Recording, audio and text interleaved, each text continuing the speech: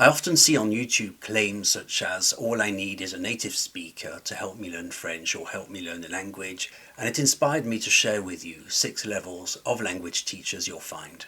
Appearing on the screen is a football pitch. It represents a language. A language teacher who's an expert in their field knows the pitch lengthways and sideways. They've been everywhere. They know the playing field. They've been speaking that language for decades. Already here we have a difference between native speakers. The more literate ones will know most of the playing field, and the less literate ones will know a fraction.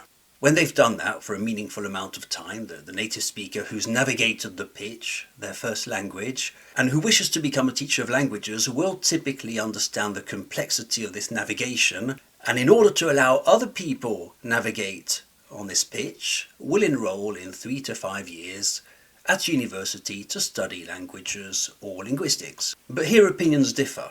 There are 2 schools of thought. A large chunk of the profession favour an alternative view by which qualifications are not needed, and that the knowledge of the pitch as a native speaker is amply sufficient to teach that language.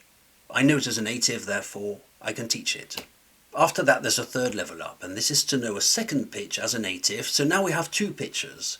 So you know the first pitch as a native and as a teacher, and you also know a second pitch as a native. And this is quite handy when you want to teach this pitch to the players of that pitch. You want to teach this language to speakers of that language of which you're also a native. It's quite handy.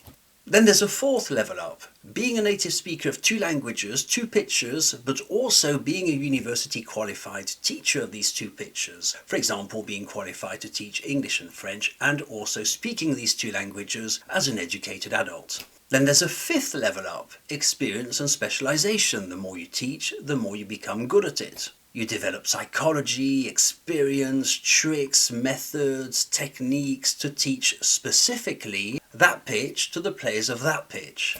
Then there's a 6th level up, being able to do this against the grain, against the usual conventions, against the usual standards, developing a personal philosophy on this unique skill, developing a unique pathway from that pitch to that pitch, being able to offer a comment on those 2 pitches and how they match up, and all this based on experience. Being able to say with no preparation, okay, the foundational sound of Arabic is this and the foundational sound of Italian is this, and typically a speaker of Arabic will misunderstand this about Italian, and an Italian speaker will struggle with these types of verbs in Arabic. Just living in those 2 worlds, living in these 2 pitches, just feeling the language, having built bridges between them that aren't in any grammar book. These are just about the 6 levels of language teaching expertise I can think of. And I think it's fair to say that most teachers, the overwhelming majority, 95, 96%, are at level 1 or 2. So the point of this video is that the matter is a bit more complex than quote-unquote finding a native speaker to speak with. I hope it was useful. My name's Chris. See you soon.